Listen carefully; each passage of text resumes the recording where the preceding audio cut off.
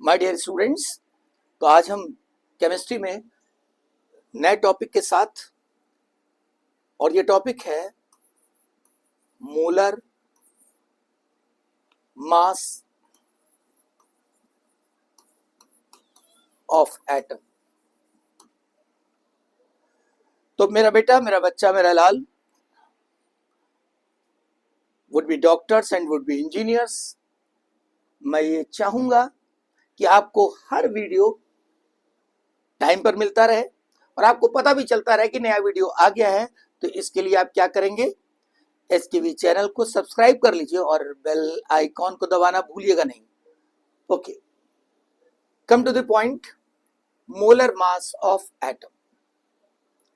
तो अब तक जो हमारी स्टडीज हो गई हैं बेटा, कौन कौन से टॉपिक हमने पढ़ लिए हैं, क्योंकि वो आपको वीडियो लेक्चर्स बार बार रिवाइज करके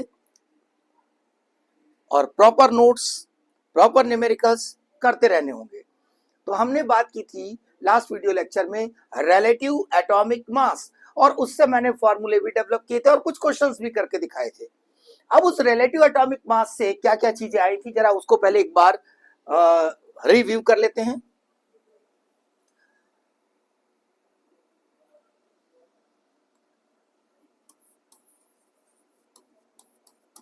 रिलेटिव एटॉमिक मास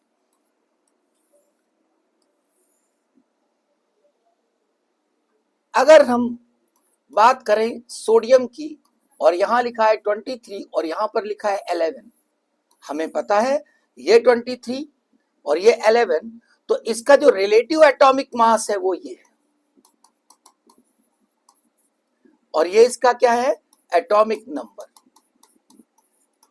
अब हमें इस रिलेटिव एटॉमिक मास से कहां तक पहुंचना है बेटा, मोलर मास ऑफ एटम तक पहुंचना है। यानी इसको हमें लिंक करना है जिससे कि हमें समझ में आए कि actually molar mass of atom होता क्या है।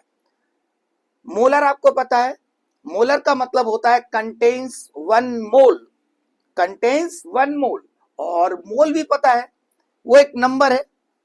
यानी इसका मतलब ये हुआ कि मोलर मास ऑफ एटम की बात जब हम करेंगे तो हमें n एटम्स का मास पता करना है।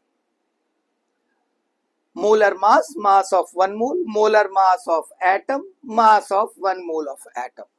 ये बात हम लोग लास्ट वीडियो लेक्चर्स में डिटेल में डिस्कशन कर चुके हैं। इसी से हम आगे बढ़ते हैं। अब देखिए, अगर मैं ये बात करूं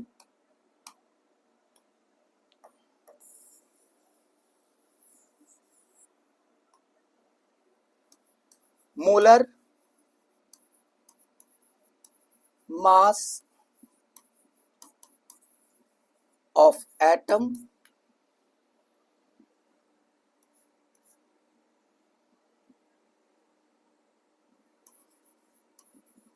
मास of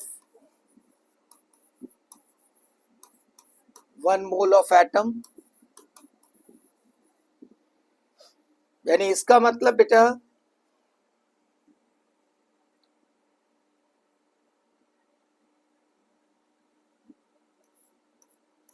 1 mole into mass of 1 atom. अगर हमें एक एटम का मास पता चल जाए और हम उसे 1 मोल से मल्टीप्लाई कर दें, मतलब हम n से मल्टीप्लाई कर दें,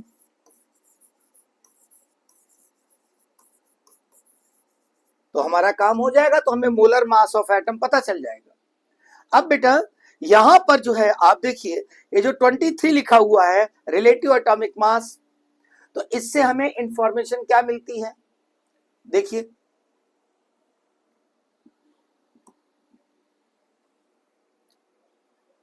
1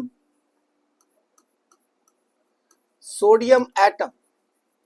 अगर मैं बात करूं बेटा 1 सोडियम एटम की, एक सोडियम एटम की, तो ये हम लोग कई बार बात कर चुके हैं। एक सोडियम एटम का जो मास है वो 23 AMU है, या 23/N ग्राम है। एक सोडियम एटम के अंदर कितने प्रोटॉन हैं? 11 प्रोटॉन्स हैं। ये बार बार लिखना और बार बार समझना बहुत जरूरी है। 11 इलेक्ट्रॉन्स हैं और 12 न्यूट्रॉन्स हैं। ये हमारे एक सोडियम एटम की इंफॉर्मेशन है। 23 AMU, ठीक है। देखिए अब यहां पर मास ऑफ वन एटम हमें पता है कितना है बेटा? 23 AMU, यानी molar mass of sodium atom कितना हो जाएगा? 23 NAMU। ये हो जाएगा 23 NAMU। अगर इसको ग्राम में लिखना चाहें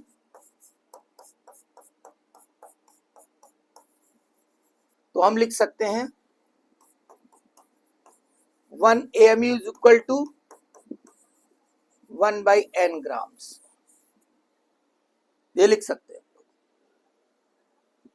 इसका मतलब ये n कैंसिल हो जाएगा और 23 gram. This is the molar mass of sodium atom. इसको ठीक से रिवाइज करिए और मैं जो इंफॉर्मेशन लिख रहा हूं उसको देखिए।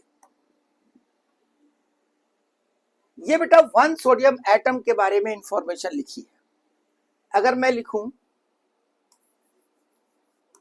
1 मोल ऑफ सोडियम एटम्स के बारे में तो क्या लिखूंगा? अब 1 मोल सोडियम एटम्स का मतलब है बेटा Avogadro number of sodium atoms.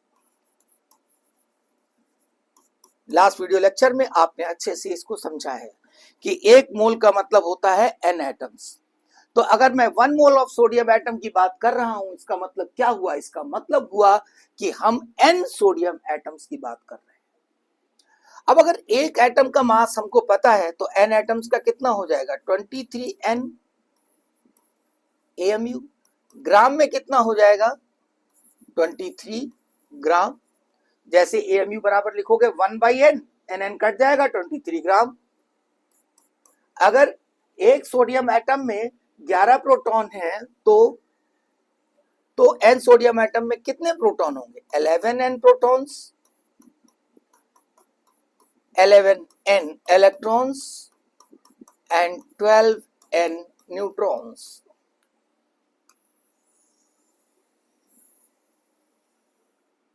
ये एक सोडियम एटम के बारे में लिखा है बेटा, ये एक सोडियम एटम के बारे में लिखा है और ये n सोडियम एटम्स के बारे में लिखा है। n सोडियम एटम्स का मतलब हुआ 1 mole of sodium atom, 1 mole of sodium atom. ध्यान रहे। और अब ये बात दिमाग में आपके बैठ चुकी है कि 1 मोल सोडियम एटम का जो मास है उसी को हम क्या कहते हैं? Molar mass. Molar mass of sodium atom, यानी इसका मतलब ये हो गया molar mass of sodium atom AMU में और ये हो गया molar mass of sodium atom grams में। हम यहां तक पहुंच गए, molar mass of sodium atom. ठीक है, जरा इस पे छोटा सा एक सवाल करते हैं जो हमें चीजों को क्लियर करेगा। देखिए अगर मैं कहूं कि ये सल्फर लिखा हुआ है 3216, तो ये हुआ बेटा रिलेटिव एटॉमिक मास और ये हुआ एटॉमिक नंबर। ठीक है, बहुत जरूरी है हमें फार्मूले बनाने के लिए इन चीजों को अच्छे से समझना। एक बार, दो बार, तीन बार, जितनी बार आप रिपीट कर लेंगे दिमाग में उतना ये मजबूती से बैठ जाएगा, क्योंकि यही वो चीजें हैं जो हमें पूरी फिजिकल केमिस्ट्री में जगह जगह सामना करनी पड़ेगी। तो वो पहले ही क्लियर हो जाए तो ज्यादा अच्छा है। ठीक है, चलिए तो देखिए अगर मैं 1 सोडियम एटम की बात करूं तो 1 सल्फर एटम की बात करूं, 1 सल्फर एटम, एक सल्फर एटम का मास कितना होगा? बोलते जाओ। बिल्कुल सही, 32 AMU। यानी अगर एक सल्फर एटम में हम यहां पर रिलेटिव एटॉमिक मास में AMU लगा दें तो एक सल्फर एटम का मास आ जाएगा। बिल्कुल सही है, ग्राम में लिखोगे तो क्या लिखोगे? 32/n grams. एक सल्फर एटम में कितने प्रोटॉन्स? 16 प्रोटॉन्स। ठीक है, अच्छा कितने इलेक्ट्रॉन्स होंगे? न्यूट्रल है बेटा, तो जितना प्रोटॉन होगा उतना ही इलेक्ट्रॉन होगा, क्योंकि प्रोटॉन पॉजिटिव में है और इलेक्ट्रॉन नेगेटिव में है, तो ये एक दूसरे को न्यूट्रलाइज कर देंगे। अब बात आती है बेटा कितने न्यूट्रॉन्स होंगे। तो न्यूट्रॉन्स क्या होता है बताइए, न्यूट्रॉन्स कैसे निकालते हैं? बिल्कुल सही, mass number minus atomic number. और मास नंबर क्या है? Relative atomic mass, mass number. तो 32 माइनस 16 यानी 16 न्यूट्रॉन्स। ये हमें एक सल्फर एटम का इंफॉर्मेशन मिल गया। अब अगर एक सल्फर एटम का इंफॉर्मेशन मिल गया है तो हम 1 मोल का निकाल सकते हैं कि 1 मोल सल्फर एटम का मास कितना होगा, 1 मोल सल्फर एटम में प्रोटॉन्स कितने होंगे, 1 मोल सल्फर एटम में न्यूट्रॉन्स कितने होंगे। बहुत आसान है, आइए करते हैं। देखिए 1 मोल सल्फर एटम, अब जैसे ही बेटा मोल आया, अब मोल को हटाना है तो मोल हटाओ, एन लगाओ, एन मतलब एवोगाड्रो नंबर। तो चलिए मोल हटा दिया हमने, एन लगा दिया, यानी एन सल्फर एटम्स। यानी यहां पर एक सल्फर एटम के बारे में पता है, यहां हमें क्या पता करना है? एन सल्फर एटम्स के बारे में पता करना है। ठीक है, तो कितना हो जाएगा बेटा? 32 NaMu। 1 AMU बराबर 1/n ग्राम, तो 32 ग्राम्स। एक सल्फर एटम का मास 16 प्रोटॉन्स, सॉरी एक सल्फर एटम में 16 प्रोटॉन, तो n सल्फर एटम में कितने प्रोटॉन हो जाएंगे बेटा? 16 n protons, 16 n electrons and 16 n neutrons. ये आ गई इंफॉर्मेशन 1 मोल के लिए। अब आप समझिए कि अगर हम एक एटम के बारे में इंफॉर्मेशन ड्रॉ कर लें, एक एटम के बारे में इंफॉर्मेशन पता कर लें, तो बहुत आसान हो गया। 5 एटम का निकालना, 10 एटम का निकालना, 100 एटम का निकालना, यानी 1 मोल एटम का निकालना। तो 1 मोल एटम के लिए आ गया। अब हमें पता है कि 1 मोल का जो मास होता है, मास ऑफ 1 मोल एटम, ध्यान रहे मैं क्या बोल रहा हूं, एक एक टर्म इंपॉर्टेंट है। Mass of 1 mole of atom is known as molar mass of atom. ठीक है, तो देखिए molar mass of atom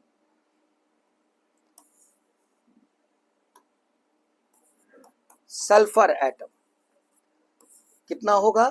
32 NaMu या 32 ग्राम। यानी ये भी मोलर मास कहलाएगा AMU में और ये कहलाएगा ग्राम में। अगर ये बात अच्छे से समझ में आ गई है तो अब हम इसको डायरेक्ट लिखते हैं, इस तरह ना लिख करके डायरेक्ट लिखते हैं। देखिए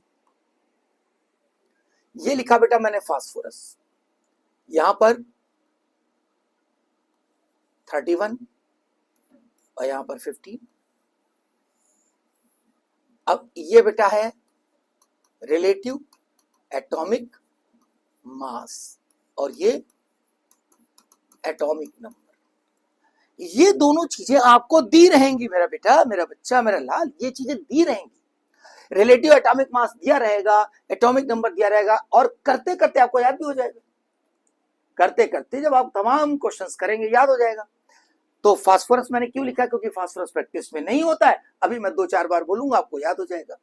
अब देखो बेटा इसके लिए कुछ खास बातें मैं बताता जा रहा हूं। जो मैंने वहां एक लाइन में लिखा था वो मैं इंफॉर्मेशन को ऐसे लिखूंगा जिसमें आपके दिमाग में बन जाए। देखिए सबसे पहली बात, रिलेटिव एटॉमिक मास कभी भी पूछा जाए, relative atomic mass of phosphorus ये पूछा गया। अब ध्यान रहे कि कभी भी ये पूछा जाएगा तो आप ये वैल्यू लिखेंगे, इसमें कोई यूनिट नहीं लिखेंगे, बिल्कुल एकदम यहां पर without any unit, relative atomic mass. अब देखिए मास ऑफ 1 फास्फोरस एटम, अगर एक फास्फोरस एटम के मास की बात की जाए तो बताओ कितना होगा? बिल्कुल सही, आप क्या करेंगे? रिलेटिव एटॉमिक मास में बस AMU लगा देंगे, एकदम सही।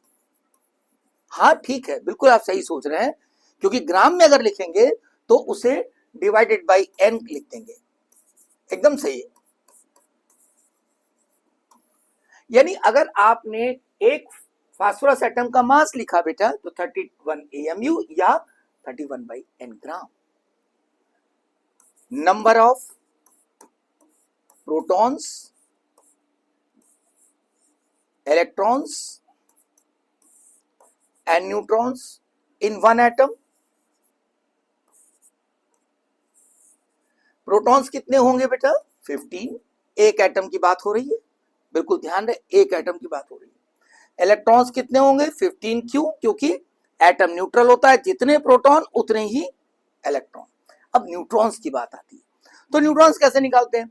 न्यूट्रॉन्स निकालने के लिए मेरा बेटा mass number minus atomic number, यानी मास नंबर कितना? 31 माइनस 15 यानी 16 न्यूट्रॉन्स आ गए।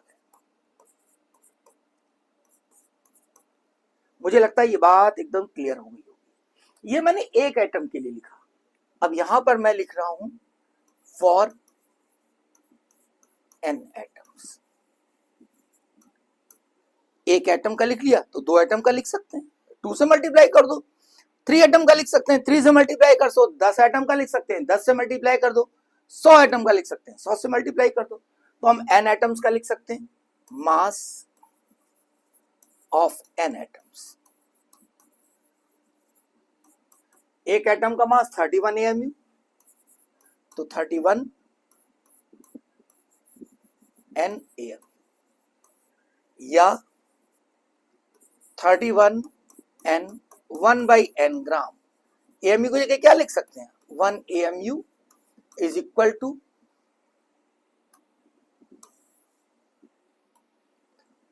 1 AMU is equal to 1/n gram. मैंने इतनी बार लिखा है कि आपको याद हो जाना चाहिए। ये n कट गया, 31 ग्राम, ठीक है, ये 31 ग्राम। इसका मतलब 31 n AMU या 31 gram, it is the mass of n atoms बेटा। ये n एटम्स का मास आया, और n एटम्स के मास को क्या कहते हैं? मोलर मास।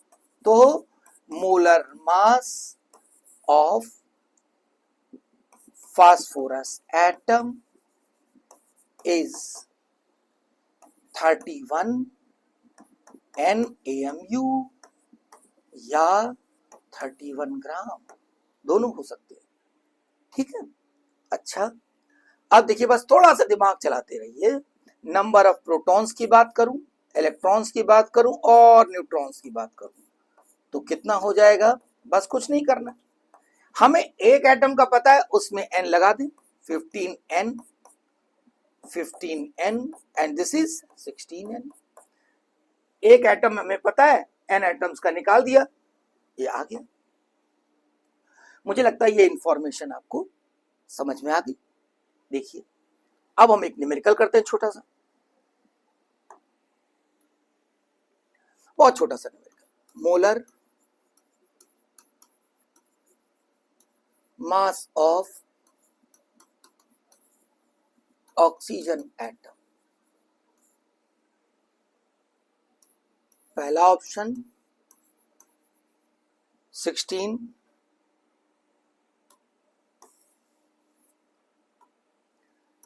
n AMU,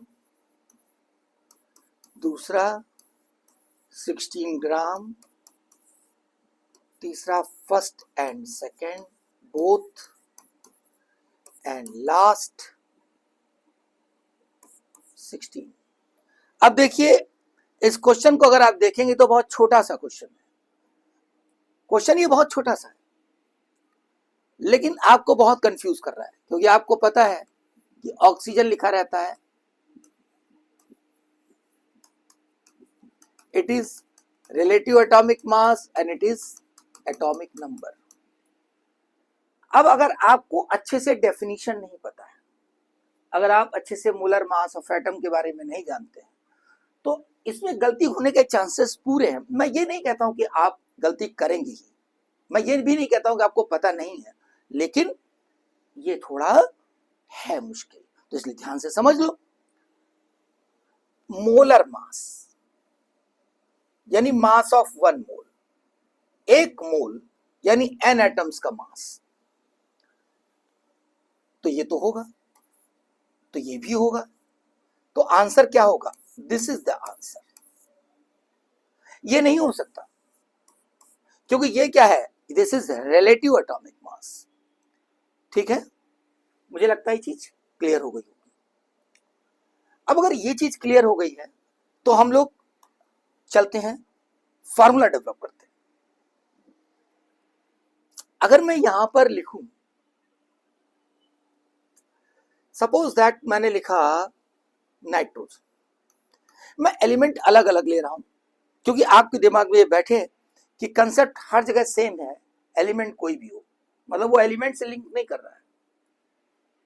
तो देखिए, अगर नाइट्रोजन कहा जाए तो यहां पर कितना लिखोगे? 14, और यहां पर कितना लिखोगे? 7। ये क्या है? Relative atomic mass. मैं बिल्कुल आपकी भावना को समझ रहा हूं। आप सोच रहे बार बार वही पढ़ रहे हैं, नहीं, ये बार बार प्रैक्टिस हो रही है। ये दिमाग पर जितना हिट करेगा आपके, उतना आसानी से समझ में आता चला जाएगा, बैठ जाएगा दिमाग में। ठीक है, अच्छा मैं एक स्टेटमेंट लिख रहा हूं, जरा देखिए क्या सही है ये। 14 ग्राम is the mass of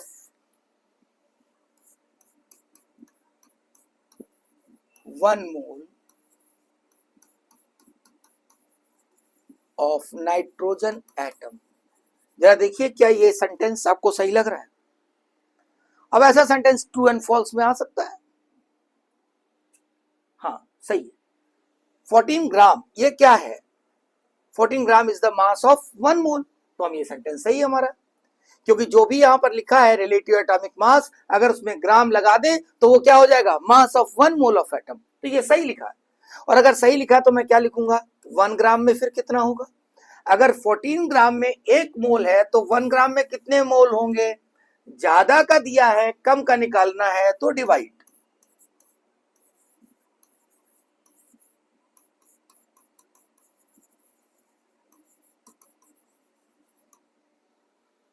अब अगर मैं निकालूं इसे x ग्राम में, मान लेते हैं कि नाइट्रोजन का x ग्राम दे रखा है। अब वो पूछ रहा है इसमें कितने मोल्स होंगे, x ग्राम में कितने मोल होंगे। ठीक है, पहले मैं फॉर्मूला लिखता हूं फिर आपको समझाता हूं। यानी 1 ग्राम में इतने मोल, तो x ग्राम में कितना होगा? x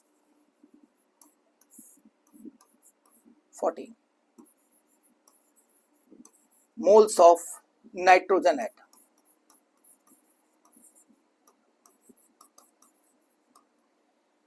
देखो बेटा, मैं इसको जरा बताऊंगा आपको, उसको देखिए ध्यान से। ये मान लीजिए एक एक बैग है, ये एक बैग है और इसमें नाइट्रोजन के एटम्स रखे हैं, और इसका मैंने मास लिया, कितना आया? 14 ग्राम। अगर ये 14 ग्राम इस बैग का मास है, अगर 14 ग्राम इस बैग का मास है, तो क्या कहोगे? ये 1 मोल है कि नहीं? तब ये 1 मोल हो गया ना। अब ऐसा ही दूसरा, ऐसा ही तीसरा, तो ये 14 ग्राम, फिर 14 ग्राम, तो ये कितना हुआ? 3 मोल हो गया बेटा, 3 मोल हो गया ना। टोटल मास कितना है? 42 ग्राम। अब 42 ग्राम अगर आपको दे रखा और आपसे पूछ ले इसमें कितना मोल्स है, तो आप क्या कहोगे? Divided by 14, 3 moles. देखो 3 मोल्स आ रहा है, 1 मोल, 2 मोल, 3 मोल आ रहा है। यानी मास को अगर मोलर मास से डिवाइड कर दिया जाए तो मोल्स आ जाएंगे। मास, गिवन मास को मोलर मास से डिवाइड कर दे तो मोल्स आ जाएंगे। तो फार्मूला क्या बन गया? नंबर ऑफ मोल्स, ध्यान से सुनिएगा, of nitrogen is equal to mass of nitrogen upon, ये 14 क्या लिखा है, x हो गया mass of nitrogen, number of moles निकालने, डिवाइड कर दें इसको 14 से, 14 क्या होता है, molar mass of nitrogen atom. बोलो बेटा, ये बात समझ में आ रही है? तो ये molar mass of nitrogen atom, ये नाइट्रोजन के लिए हो गया। हमें तो फार्मूला बनाना है, तो हमें जनरल करना है। तो इसका मतलब कि हम अगर चाहें तो यहां से नाइट्रोजन हटा दें, यहां से नाइट्रोजन हटा दें।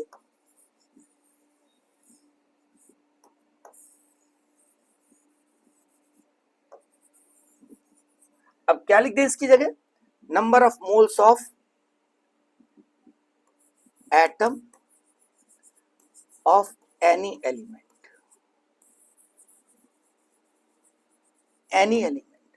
तो मास ऑफ सब्सटेंस। अब इस सब्सटेंस में हमें number of moles of atom निकालने, तो molar mass of atom of that element. अभी मैं पूरा लिख रहा हूं क्योंकि यहां पे दिमाग में रखना बहुत जरूरी है कि हम मोलर मास ऑफ एटम लिख रहे हैं, क्योंकि हमें number of moles of atom निकालना है। यही सब कंफ्यूज करता है। अगर गहराई में नहीं पढ़ेंगे तो ये कंफ्यूज करेगा, क्योंकि सारे फॉर्मूले एक जैसे हैं। ठीक है, क्या इतनी बात समझ में आ गई? ध्यान रहे, mass of substance must be in gram.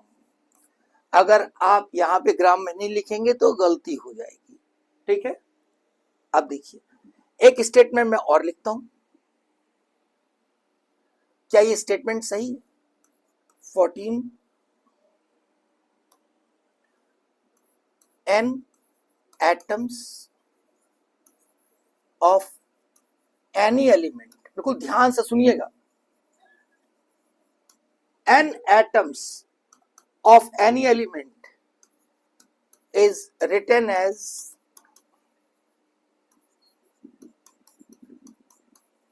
1 mole of atom। क्या ये सही लिखा है? ट्रू एंड फॉल्स में स्टेटमेंट आ जाएगा। सही लिखा है, n एटम्स एक मोल में होते हैं। तो एक एटम अगर हो तो उसमें कितने एटम्स होंगे? 1/n moles of atom. तो अगर हमें पता करना है कि n डैश एटम्स में कितने मोल्स, तो हम लिखेंगे n dash upon n moles. हमारा एक फॉर्मूला और आ गया, number of moles of atom of any element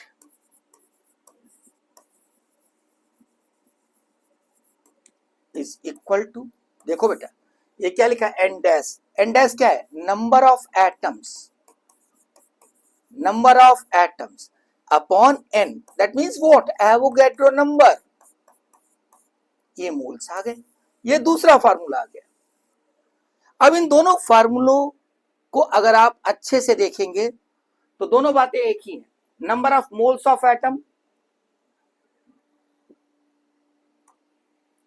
यहां पर भी देखिए number of moles of atom, यहां पर मास दिया है, मोलर मास से डिवाइड करेंगे, और यहां पर नंबर ऑफ एटम्स दिया होगा, एवोगैड्रो नंबर से डिवाइड करेंगे। क्या मेरी बात समझ में आ रही है? यानी number of moles of atom निकालने के लिए अगर मास दे रखा है तो हम किससे डिवाइड करेंगे? मोलर मास ऑफ एटम से। और अगर नंबर ऑफ एटम्स दे रखे हैं तो नंबर ऑफ मोल्स निकालने के लिए किससे डिवाइड करेंगे? एवोगैड्रो नंबर से। दोनों बातें समझ में आ रही है? पूरा ठीक से लिखा है ना? प्रॉपर नोट्स बनाए हैं ना? एक एक चीज को रिवाइज करिए। और हाँ, समझ में आ गया है ना? तो एक काम करिए, सब्सक्राइब तो कर ही दिया होगा, आप इस वीडियो लेक्चर को लाइक कर दीजिए और एक बढ़िया सा कमेंट डाल दीजिए, एसकेवी चैनल को लाइक कर दीजिए। Okay, that's all. इसके आगे हम लोग बात करेंगे नेक्स्ट वीडियो लेक्चर में, इन्हीं दोनों को लिंक करके हम कैसे न्यूमेरिकल करेंगे, इंपॉर्टेंट न्यूमेरिकल्स करेंगे। Okay, that's all.